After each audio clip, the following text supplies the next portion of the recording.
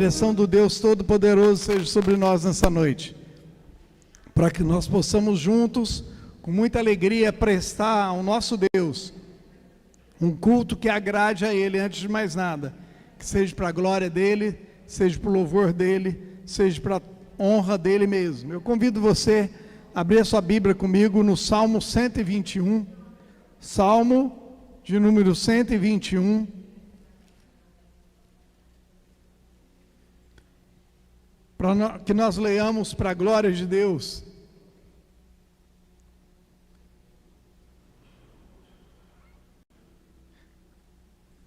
Diz assim a palavra de Deus: eleva os olhos para os montes, de onde me virá o socorro?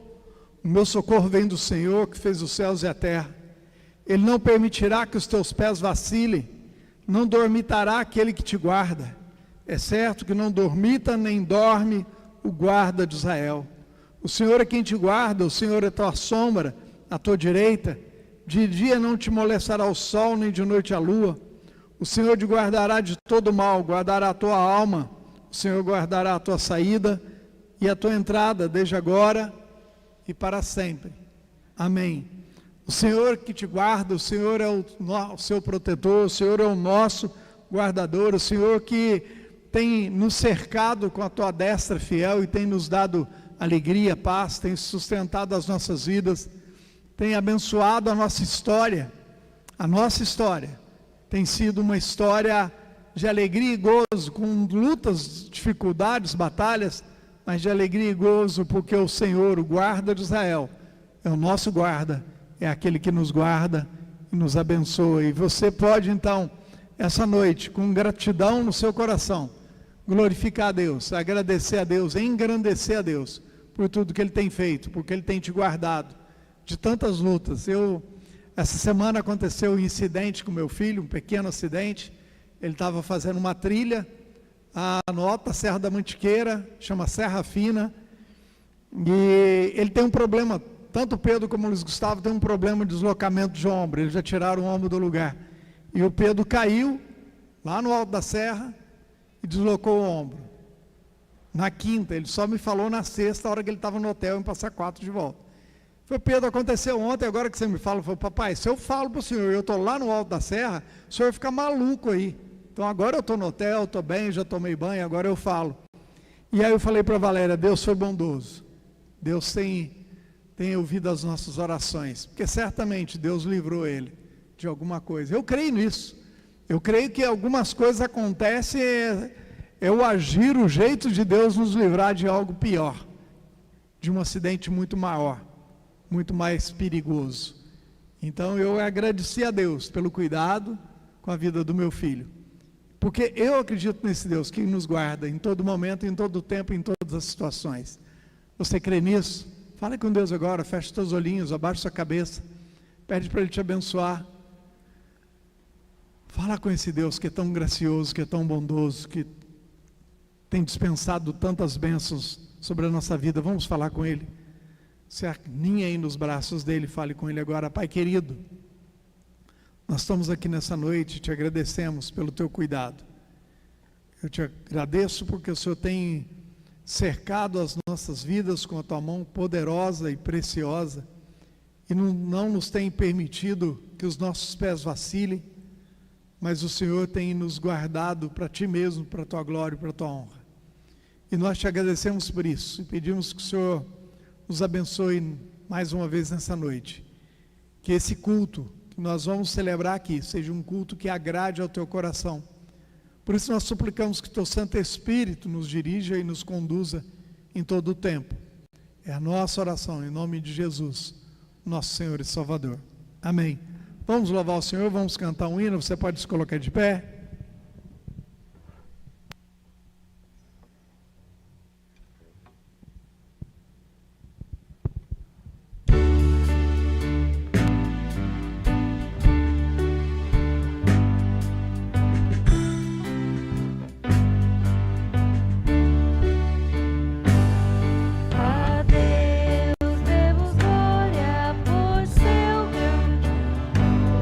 O Filho bendito.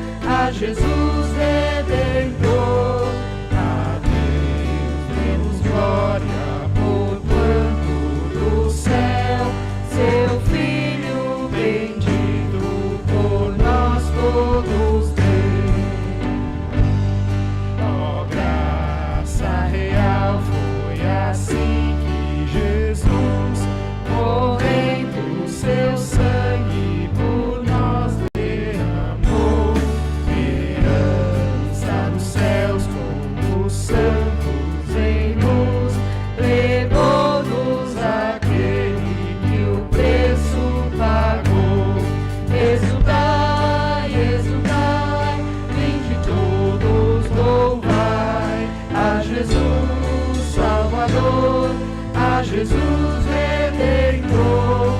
A Deus demos glória por quanto do céu seu Filho bendito por nós todos deu.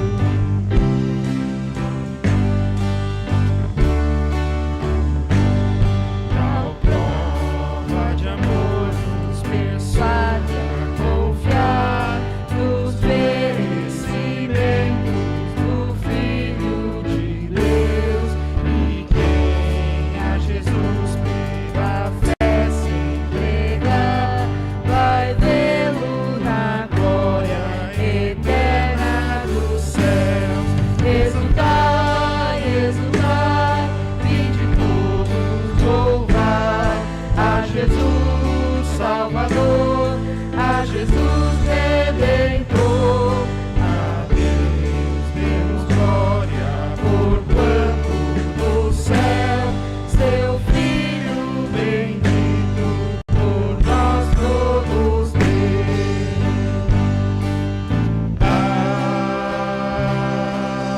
Amém.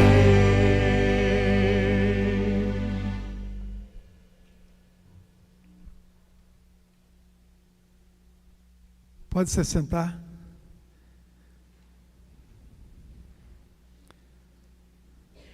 Abre ainda comigo sua Bíblia no Salmo 38. Salmo 38, verso 17 e 18.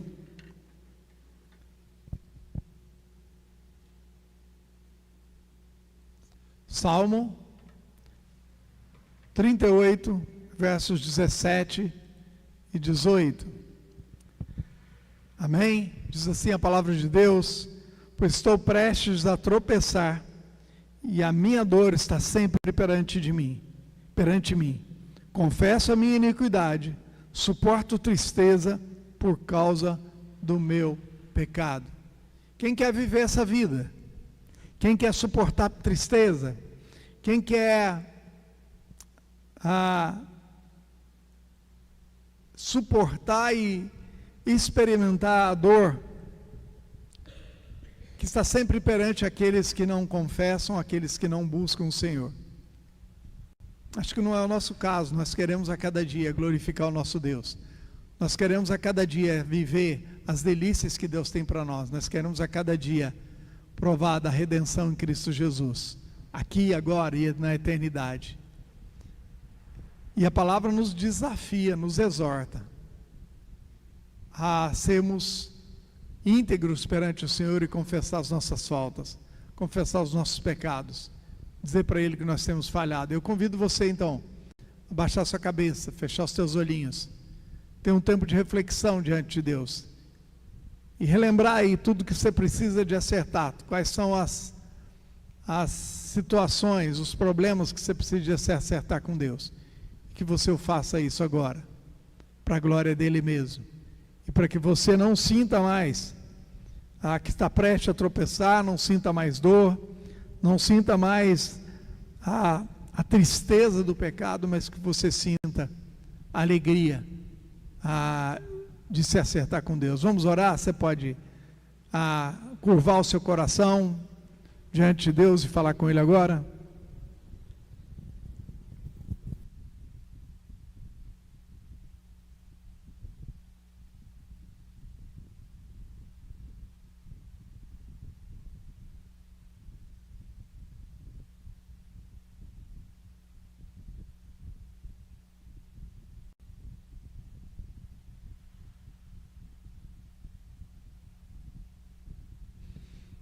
Pai querido, muito obrigado, Pai.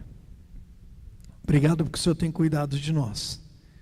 Obrigado porque o Senhor estendeu a sua misericórdia até nós. Obrigado porque em Cristo Jesus nós temos a liberdade de nos achegar a Ti e abrir os nossos corações e confessar as nossas maldades, as nossas falhas, os nossos erros, na confiança de que em Cristo nós somos perdoados, lavados, remidos. E nós pedimos que o Senhor nos abençoe então, derramando sobre nós a Tua graça e perdão.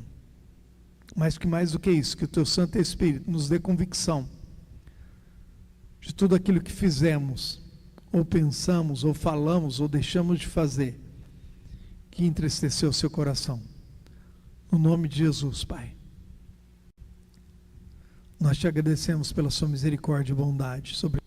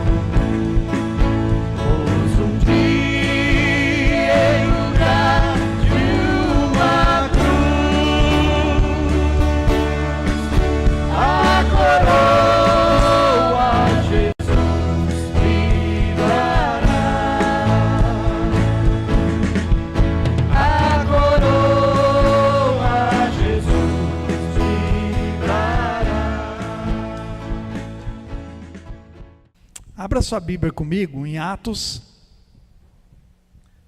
5.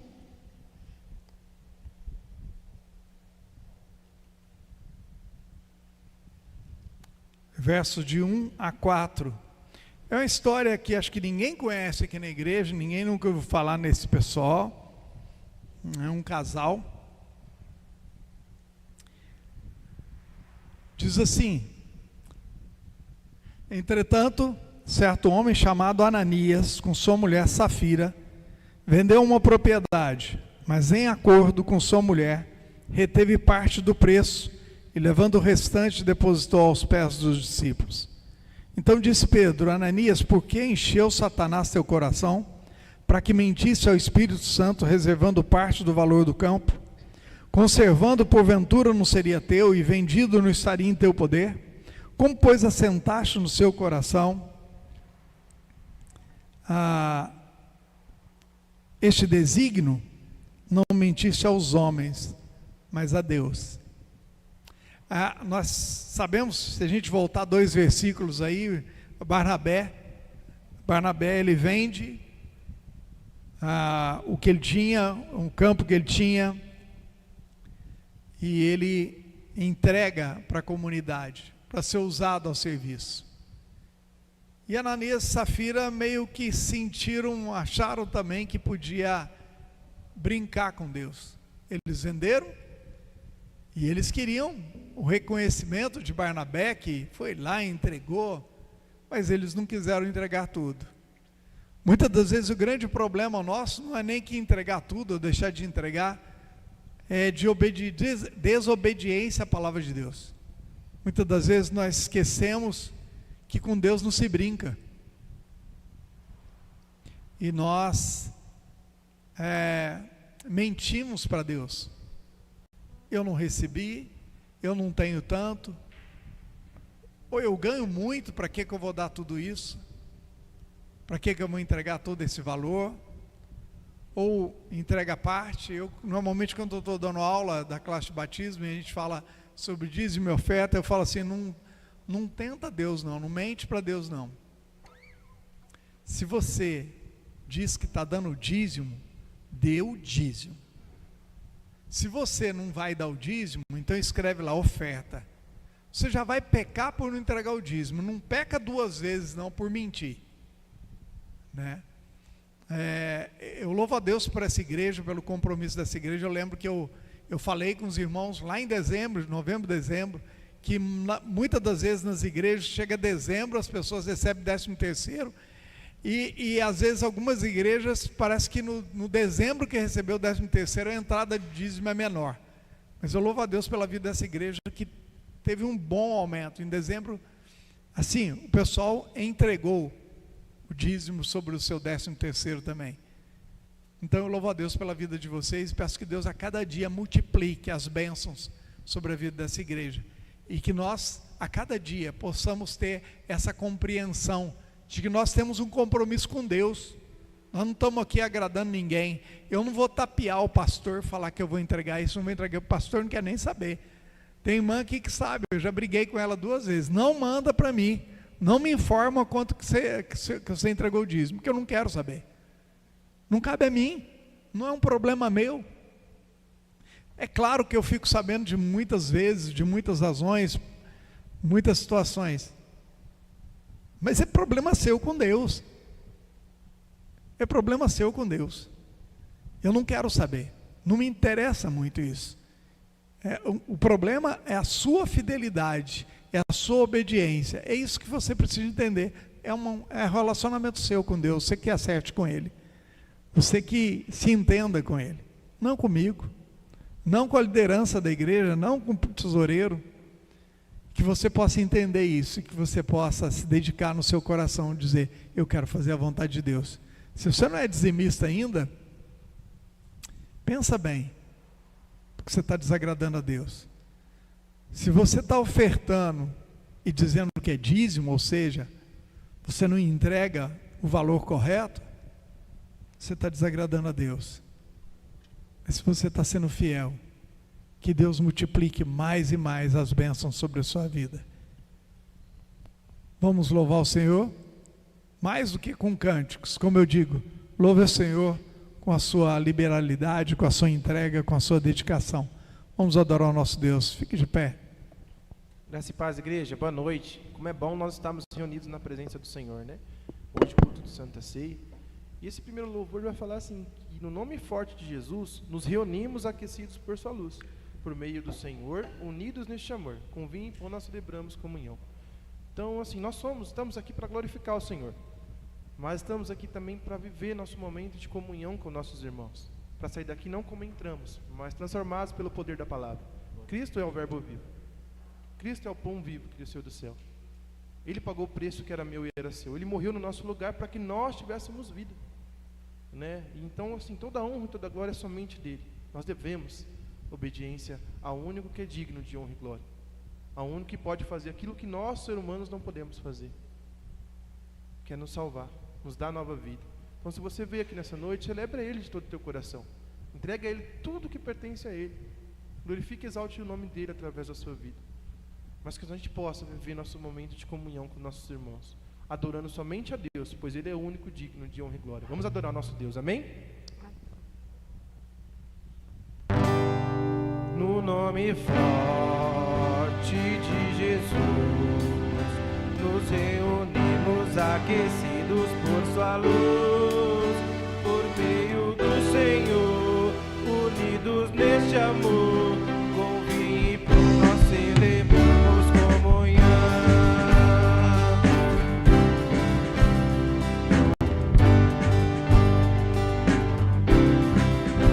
No nome forte de Jesus, nos reunimos aquecidos por sua luz, por meio do Senhor, unidos neste amor, com vinho e pão nós celebramos comunhão. Não me sinto estranho aqui, esse é o meu lugar, do perdão que tenho em ti, aprenda a perdoar. Quem serve o vinho e parte o pão é o próprio Cristo ressurreto em nosso irmão, o Rei da terra e céu, é o nosso anfitrião, com vinho e pão nós celebramos comunhão.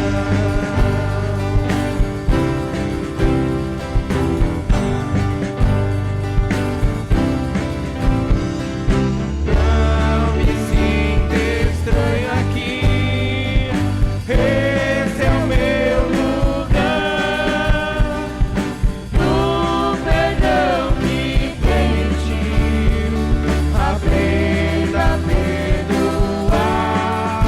Quem serve o vinho e bate o pão é o próprio Cristo ressurreto em nosso irmão, o Rei da terra e céu, é o nosso anfitrião, com vinho e pão nós celebramos comunhão. Entre o povo do Senhor, verdadeiro lar, Cristo está presente aqui, deixe celebrar, e logo vamos nos reunir, no grande encontro preparado que há de ver, a glória do Senhor, em todo resplendor, com vinho e pão celebraremos comunhão, com vinho e pão celebraremos comunhão, com vinho e pão celebraremos comunhão.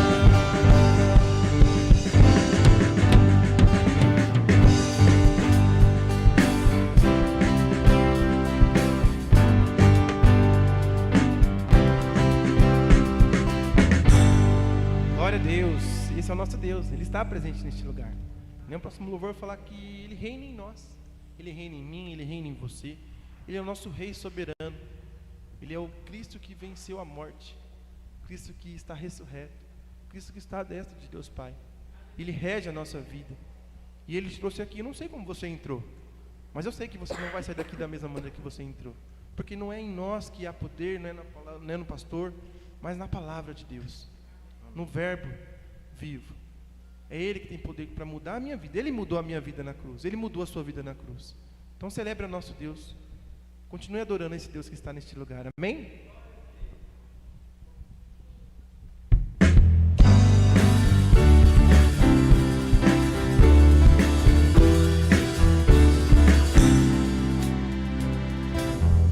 Sobre toda a terra, tu és o rei. Sobre as montanhas e o pôr do sol. Uma coisa só, meu desejo é reinar em novo em mim, reinar em mim, com o teu poder, sobre a escuridão, sobre os sonhos meus. Tu és o Senhor de tudo que sou, reinar em mim, Senhor.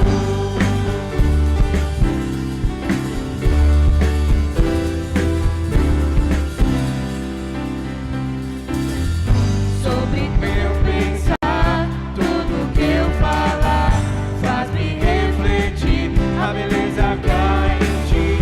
Tu és para mim mais que tudo aqui.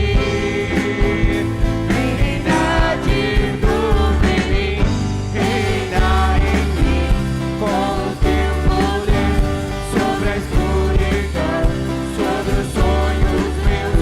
Tu és o Senhor de tudo que sou.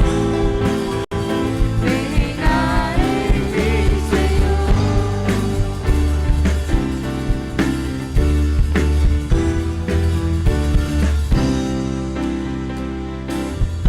Sobre o meu pensar, tudo que eu falar, faz-me refletir a beleza que há em ti. Tu és para mim mais que tudo aqui. Vem reinar de novo em mim, reinar em mim, com o teu poder, sobre a escuridão, sobre os sonhos meus.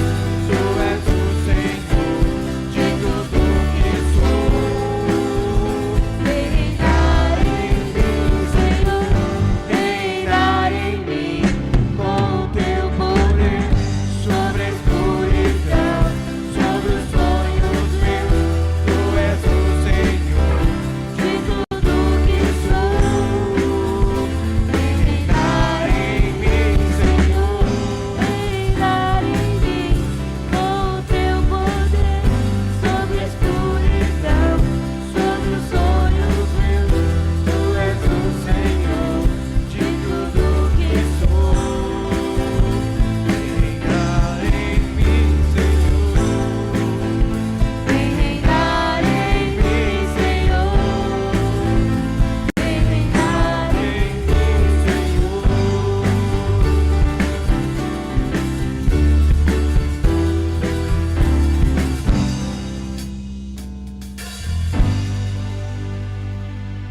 Amém. Glória a Deus. Vamos continuar adorando nosso Deus.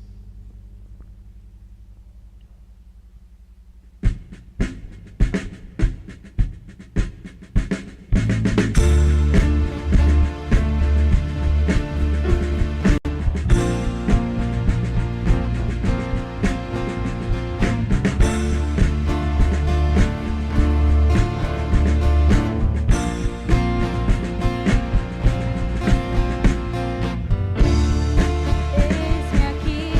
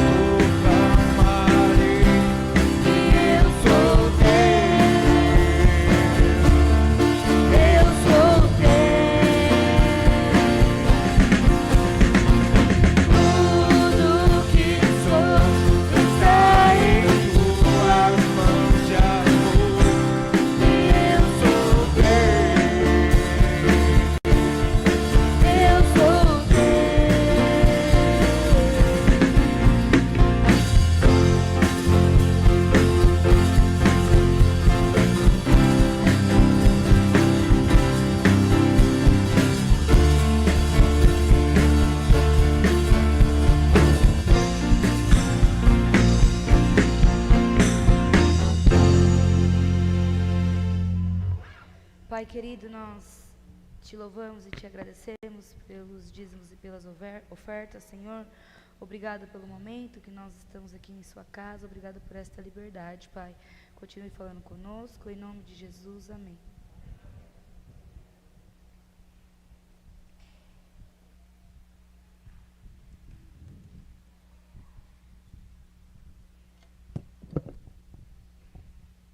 Pode se sentar. Já se sentar. Você pode abrir a sua Bíblia comigo? Vocês acharam que vocês estão livres de Neemias, né? Não estavam. Nós continuamos caminhando com Neemias até enquanto Deus nos direcionar. Abra então em Neemias capítulo 6, o verso 15 ao 19 até o final. Nós vamos terminar esse capítulo então e ver o que Deus tem para nós para os próximos cultos. Neemias capítulo 6, verso 15 ao 19.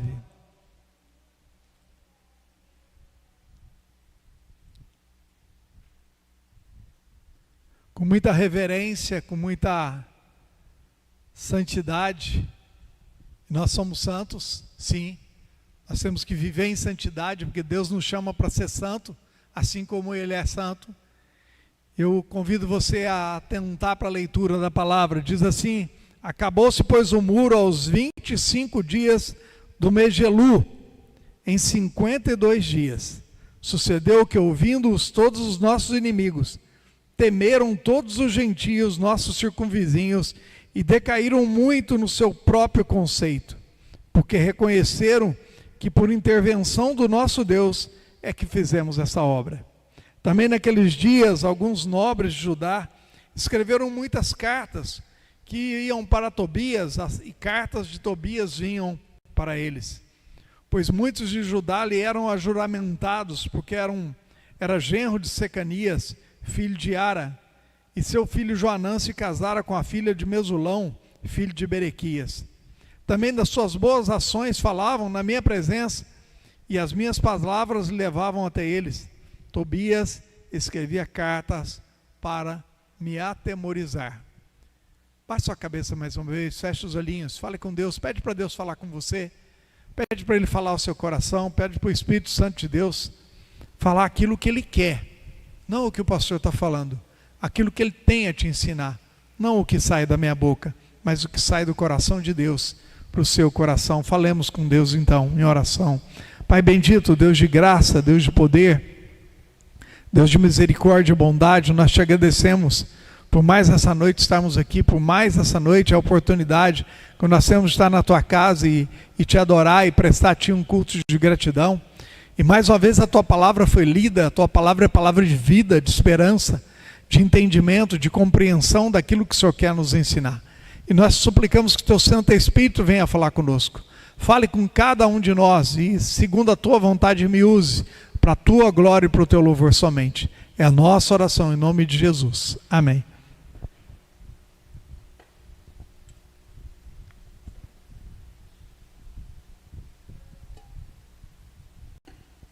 Neemias, então, nós já temos caminhado algumas semanas falando dessa obra, dessa reconstrução, desse projeto, dessa disposição, desse compromisso com Deus, com a cidade, onde era a cidade do templo do Deus único e verdadeiro. Era a cidade em que Deus mesmo preparou e separou para que ele fosse adorado. E nós vemos as lutas, as dificuldades, as barreiras que foram levantadas contra Neemias, contra a reconstrução. E nós vemos então a atitude de Neemias, que pode nos ensinar muitas coisas, que pode ser um despertar para nós, porque muitas das vezes nós vacilamos, muitas das vezes nós até assumimos uma missão, mas quantas das vezes nós retrocedemos, nós deixamos pelo caminho, quantas das vezes parece que o inimigo tem mais ação na nossa vida e nos impede de complementar a missão que Deus nos confiou. Por isso nós precisamos ser sempre firmes na missão e vigilantes na nossa comunidade, no nosso meio. Firmes e vigilantes. É uma comunidade que age e que agrada ao Senhor. A reconstrução dos muros, como nós vimos, de Jerusalém, não é apenas um feito político ou social. Não é um ato que tem a ver com, eu estou preocupado com aquela cidade, é a cidade que eu nasci, dos meus pais, mas é uma ação divina, é algo que tem implicação profunda espiritual. O texto mostra que a obra era de Deus, e ela foi bem sucedida por isso. Mesmo em meio às disposições, a infiltração, a tentativa de impedi-la, ela se cumpriu. À luz do Evangelho, nós olhamos para essa obra e nós olhamos para a vida de Cristo, o nosso Redentor. Quantos empecilhos foram colocados? Mas o verdadeiro restaurador do povo de Deus cumpriu cabalmente a sua missão. Ele foi para aquele madeiro. Ele entregou a sua vida. Ele cumpriu a sua obra, a sua missão. Aqui, Neemias está restaurando a cidade de Deus.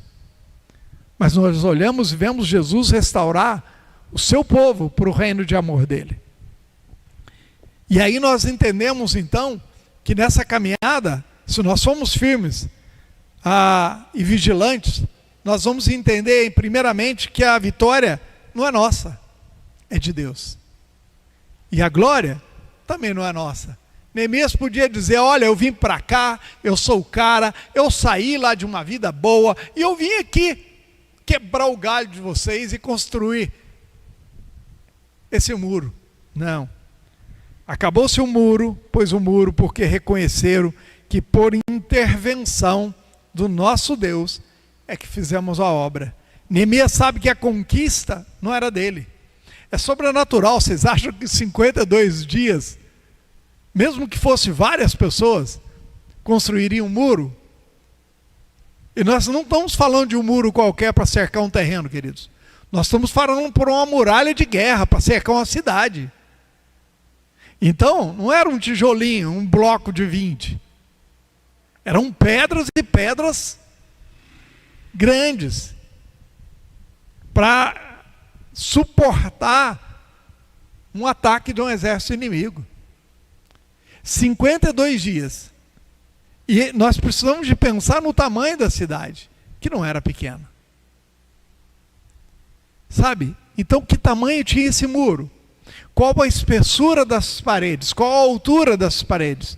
Ficou pronto em 52 dias. Vocês acham que é possível, humanamente falando? Não, não é.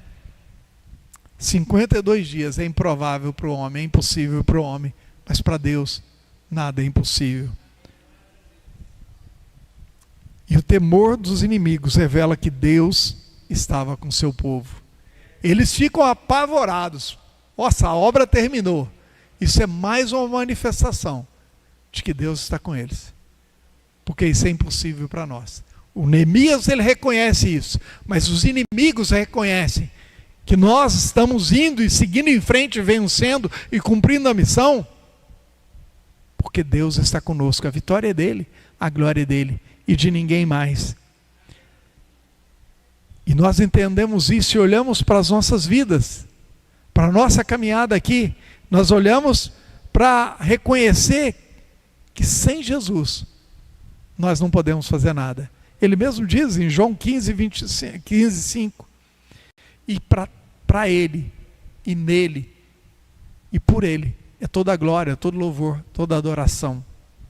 O muro aponta para uma restauração de um muro, de uma cidade, mas de fato aponta para aquilo que Cristo iria realizar. Não uma restauração de pedras, mas de corações, de um povo submisso, obediente e fiel a Ele mesmo. Essa é a verdade. Ainda continua sendo a vitória de Deus e para a glória de Deus. E aí, nessa empreitada, nessa vitória, nessa obra, eu e você, na nossa missão, temos que entender que o reino de Deus avança e incomoda os inimigos. Sabe, a gente sabe que quando a igreja cresce, quando a igreja desenvolve, o reino do mal, o reino das trevas, se incomoda. Eu lembro de um pastor Michel, baixinho, ele era desse tamanhozinho mais ou menos, um cara joia. Eu lembro dele pregando, e Ele, se não me engano, ele é missionário lá na Guiné-Conakry. Ele, na época, ele voltou para o Brasil, ficou um tempo aqui. Ele foi pastor em Mogi Mirim. E parece, se não me engano, a última informação que ele voltou para a Guiné. E ele foi pregar para nós num acampamento. E ele falava de Gideão, daquela batalha de Gideão lá, onde ele foi chamado de Jerubaal, inimigo de Baal. E ele falou um negócio que me marcou, gravou na minha cabeça. Isso tem 99, tem aí seus 20 e poucos anos. Ele falou, quando nós nos convertemos, quando nós nos envolvemos na obra de Deus, lá no inferno aparece um quadro lá, como aquele quadro ali atrás, uma fotozinha preto e branco, 3x4 nossa, e diz assim, inimigo, quadro dos inimigos. E à medida que nós vamos desenvolvendo, trabalhando, seguindo em frente, aí passa-se uma foto colorida. E aí depois uma foto maior. Até que quando nós dedicamos de fato e de verdade, não voltamos atrás na nossa missão. Quando nós somos firmes no nosso compromisso. Quando o diabo vê que a gente está dedicado mesmo à obra que Deus tem para nós. Ele coloca um outdoor no inferno enorme. Dizendo assim, inimigo perigoso a ser caçado. E é isso mesmo. Nós precisamos de entender que os inimigos se incomodam conosco. Não somos nós que temos que ter medo do inimigo, é ele que tem que ter medo de nós, porque nós somos filhos do Deus vivo. Nós somos servos do Rei dos Reis. E aí os inimigos temeram, os gentios temeram, porque reconheceram que Deus usou aquele povo. Será que o inimigo tem temido a sua vida, porque reconhece que Deus tem te usado, que você tem sido fiel na missão? O progresso do reino sempre confronta o reino das trevas. O reino da luz, o reino de amor de Deus, sempre é um confronto ao reino das trevas. Aí muitas das vezes a gente fala assim, isso é uma batalha espiritual. Não sei se você já ouviu esse termo.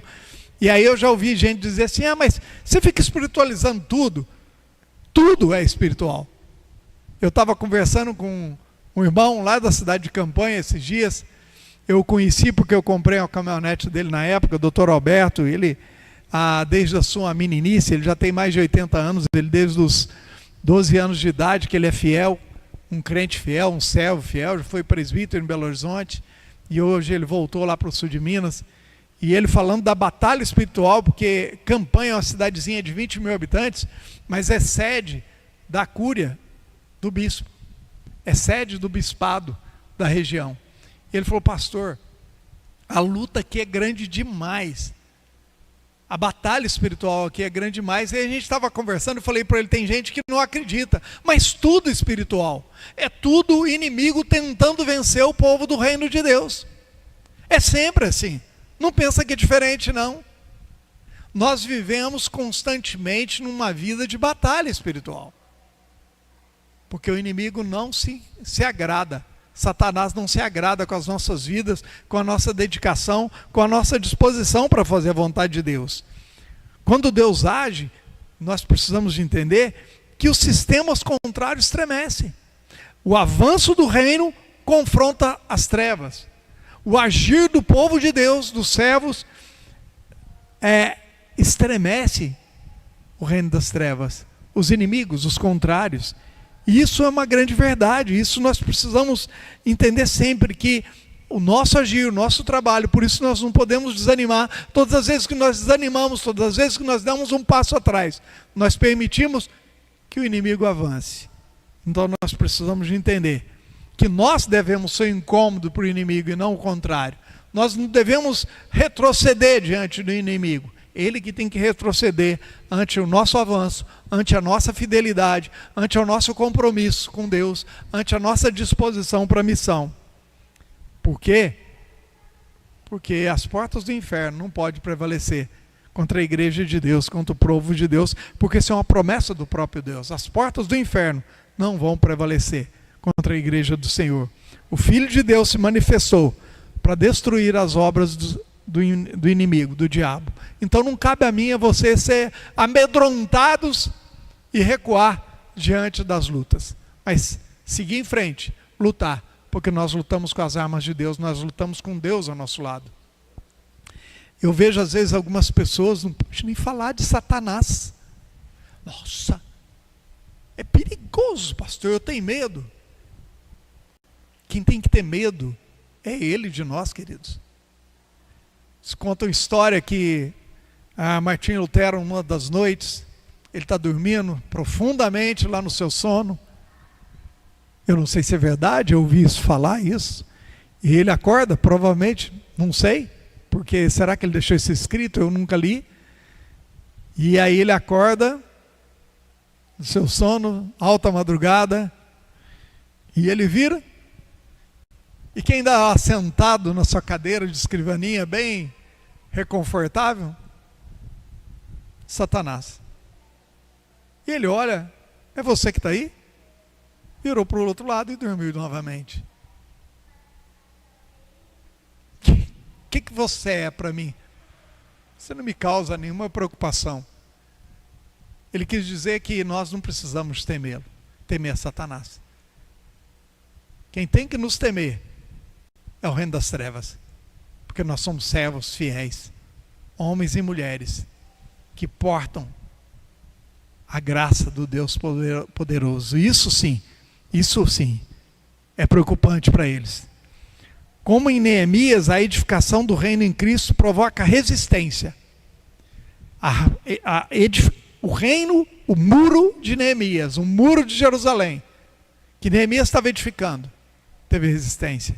Mas os muros da cidade celestial, o reino de Deus que está sendo edificado, a cada dia, através das nossas vidas, certamente vão ter situações, vão ter a resistência, mas eu e você precisamos sempre estar confiantes de que a nossa vitória é certa, porque é em Cristo nós lutamos.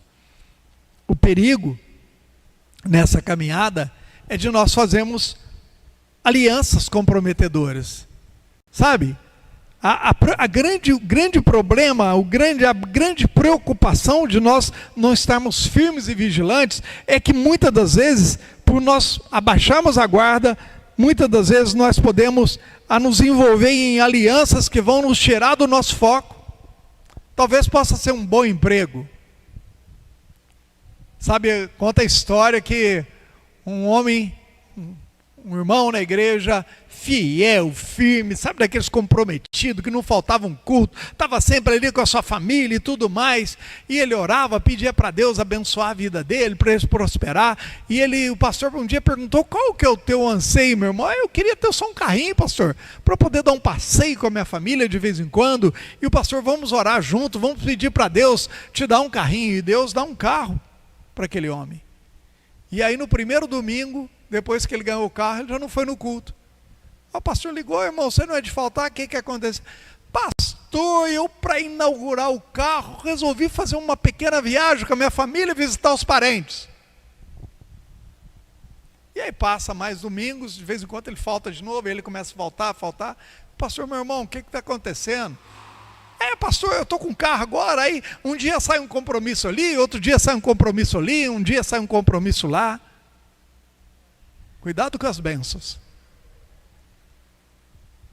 porque elas podem se tornar maldição. Cuidado com as alianças podres, maldosas, porque elas podem se tornar maldição para a nossa vida. Muitos em Judá eram ligados a ele, a esse povo, a esses inimigos, a Tobias, por juramento. Eram casados, famílias. Os próprios líderes estavam comprometidos com Tobias. Um que era opositor à obra. A mistura, as alianças, enfraquece a nossa identidade espiritual. Por isso nós temos que tomar muito cuidado com quem que nós nos associamos. Sabe, às vezes no nosso trabalho, você tem que tomar cuidado com quem que é seu amigo próximo no seu trabalho. Porque ele pode desviar os seus caminhos. Ele pode te dar conselhos que não são muito, muito bons. Esses dias, quem que eu falei? Que eu estava ouvindo uma pessoa e falou, pastor, se eu for me aconselhar a respeito de casamento com os meus colegas de trabalho, eu divorcio. Porque o primeiro probleminha que tiver com meu marido, as colegas vão falar assim, larga esse homem, isso não presta. Ser bonita, tem coisa melhor para você. Você acha que é diferente disso? Toma cuidado com seus colegas de trabalho. Aí o rapaz está lá trabalhando muito bem, Ô, vamos sair hoje? Não vamos fazer um happy hour? Ah, não, eu sou casado, tenho minha família. O que tem? Problema nenhum. Sua esposa não vai ligar, não. É só um lazer, só para relaxar da tensão do trabalho. Não é isso? E aí começa num happy hour. E eu sei onde termina, porque eu já passei por isso. Eu já vivi isso na minha vida. Eu sei onde termina um happy hourzinho, insignificante, sem pecado nenhum, e que nos leva para um fim não muito bom. Deus teve misericórdia de mim. Eu acabei não entristecendo, maculando o meu casamento. Mas eu tive perto. Sabe, queridos? Então, toma muito cuidado com as alianças comprometedoras. Em 2 Coríntios, Paulo fala, não vos prendais em julgo desigual com os incrédulos. Aí a gente usa isso para o casamento, né? Você não casa com alguém que não tenha a mesma fé que você, e é algo importante, é algo relevante, é algo verdadeiro, mas não é só. É todos os nossos relacionamentos. Ah, pastor, eu vou me afastar do mundo? Não. Você não vai se associar com o mundo, você vai ser canal de bênção, você vai manifestar um cristão no meio do mundo, onde você estiver. Você pode ser sal e luz, onde você estiver. E é isso que diz Mateus, Jesus falando, vós sois a luz do mundo, não se pode esconder uma luz edificada sobre um monte. É o meu papel, é o seu papel.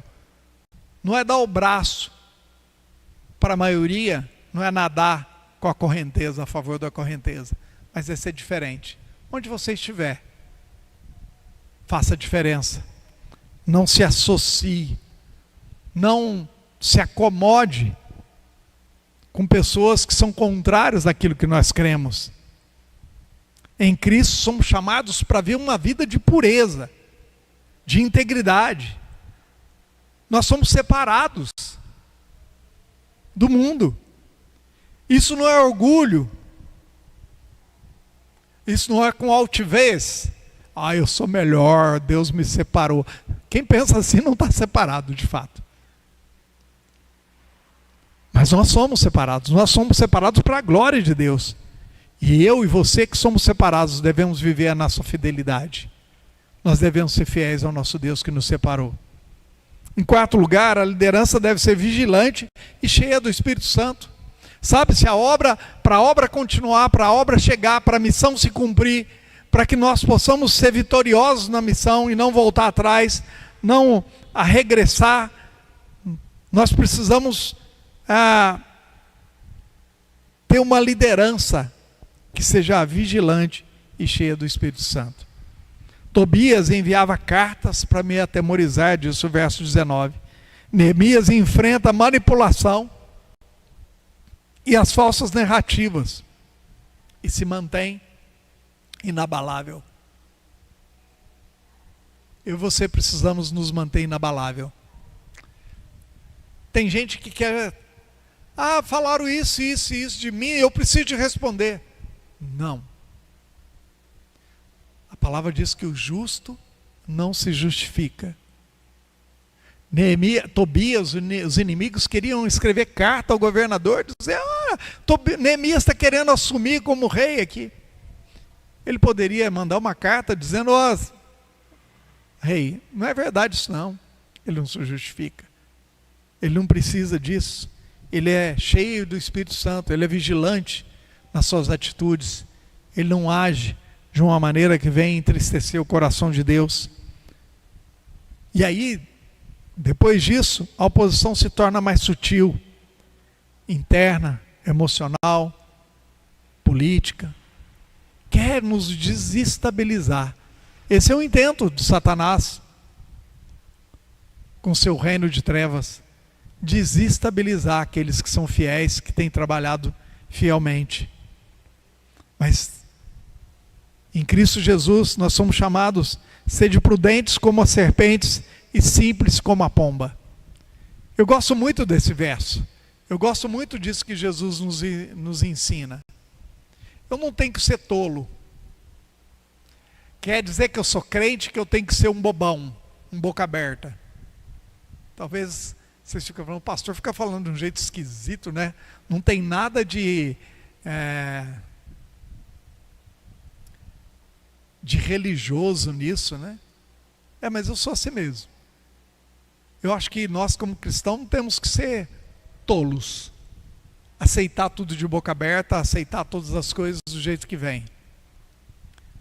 Mas nós devemos ser mansos e humildes. Mas nós devemos ser astutos.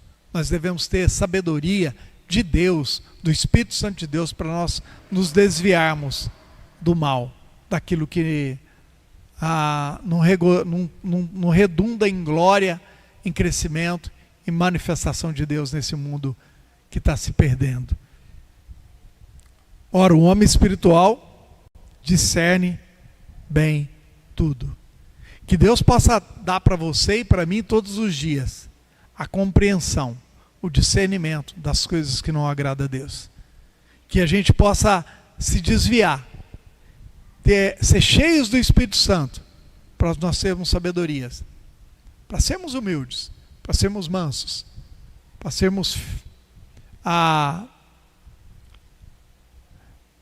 simples, mas que nós tenhamos também astúcia de uma serpente, para nos desviarmos do mal, para não acertarmos o mal como o bem, mas identificar tudo de errado, tudo aquilo que não agrada o coração do nosso Deus.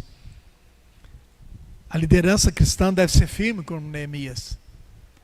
Se nós olharmos o texto anterior, algumas vezes ele foi convocado, vem aqui, vamos conversar. Não, eu sei, eu tenho uma obra, eu tenho um projeto.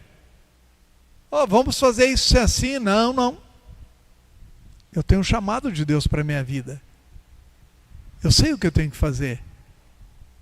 Nós precisamos ser firmes, como Neemias, mas sermos moldados pelo caráter de Cristo, tendo discernimento do Espírito, para lidarmos corretamente com as coisas que são contrárias a nós, para termos firmeza de caráter, para dizer não para o mal, para não nos associarmos com aquilo que não agrada o coração de Deus. A reconstrução de Neemias aponta para uma maior reconstrução feita pelo próprio Cristo. Não os muros, mas o templo vivo, que sou eu e você, a igreja do Senhor. Assim como Neemias enfrentou a oposição, mesmo depois da vitória, a igreja deve seguir firme até que Cristo venha. Eu e você, como igreja do Senhor, sabemos que Jesus já venceu por nós. E eu gosto da ideia do filme Mel Gibson, que quando Jesus fala está consumado, há uma confusão no inferno. Os diabos ficam desesperados, porque até aquele momento eles tinham a expectativa de que Jesus voltasse atrás. Então, a obra foi cumprida. A vitória é nossa. Mas eu e você como igreja, precisamos estar firmes, até que Jesus venha. Sejamos líderes, homens, mulheres, servos, cristãos, como Neemias, comprometidos com Deus, atentos aos perigos à nossa volta. Nós temos que estar atentos. E com os nossos olhos em Jesus, para nós seguirmos a nossa caminhada, a carreira, o rumo, a estrada que Ele tem para nós. Ele, que é o autor e consumador na nossa fé. Sejamos firmes, inabaláveis e sempre abundantes na obra de Deus, para que o nome dele seja glorificado, para que toda a glória seja a Ele e somente a Ele. Que toda a nossa vida, que toda a nossa história, a nossa caminhada, redunde em alegria, gozo e glória para o nosso Deus. Amém? Baixe sua cabeça, feche seus olhinhos mais uma vez, vamos orar. Vamos te pedir para Deus falar conosco. Pai bendito, nós estamos aqui, somos teus servos, fomos comprados, lavados, remidos pelo sangue do teu Filho. E entendemos que nós temos uma obra, nós somos chamados para uma missão e queremos viver a missão que o Senhor tem para nós, para que o teu nome seja glorificado.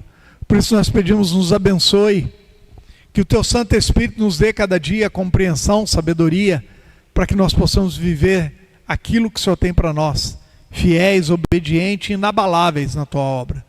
No nome de Jesus eu oro e te agradeço. Amém.